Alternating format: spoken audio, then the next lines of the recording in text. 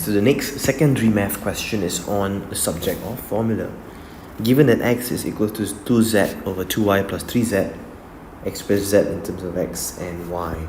Now at the moment z is stuck here, it is also stuck here at both the numerator and the denominator as well. So very first thing we can do is to cross multiply this denominator.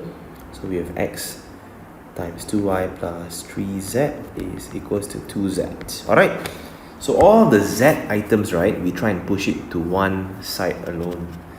But we can only do that after we remove the brackets. So we have 2xy here plus 3xz. This is why the rainbow method will be equals to 2z. There's a z term here, a z term here. Push it to one side. Does not have a z term, push it over to the other side. So 3xz minus 2z is equals to negative 2xy.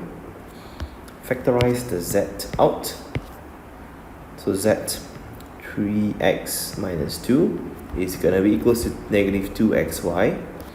And z is just going to be negative 2xy divided by 3x minus 2 to give us our final answer.